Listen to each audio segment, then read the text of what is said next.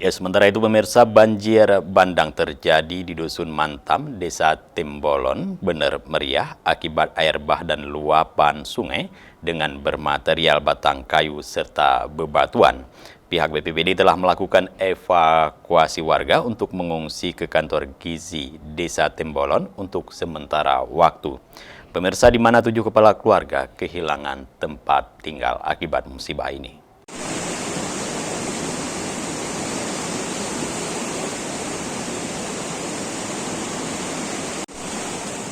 Banjir bandang menerjang Dusun Mantam, Desa Timbolon, Bener Meriah.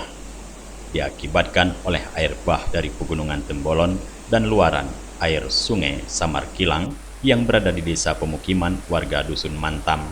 Dalam banjir bandang tersebut terlihat sejumlah material batang kayu berukuran besar, bebatuan, serta lumpur yang terbawa dalam banjir bandang hingga menghantam sebanyak 7 rumah warga setempat, dengan 3 tertimbun dalam material longsor, 2 hanyut ke sungai, serta 2 lainnya rusak berat.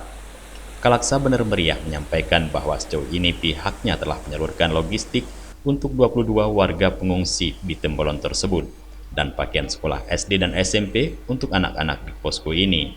Sedangkan untuk material kayu di lokasi banjir bandang, pihaknya membenarkan ada batang kayu di lokasi banjir bandang tersebut. Namun pihaknya tidak mengetahui pasti terkait hal itu.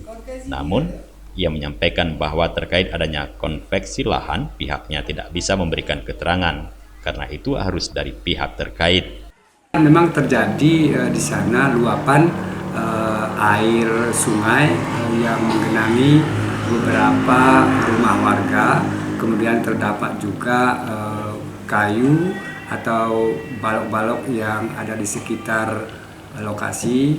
Akan tetapi kami dari BPBD bukan ranah kami untuk menyampaikan bahwa terkait itu konvensi lahan tersebut, itu mungkin ada pihak-pihak yang lain yang bisa menjelaskan, karena BPBD itu menitik beratkan hanya kepada korban atau jiwa masyarakat itu yang perlu kita selamatkan.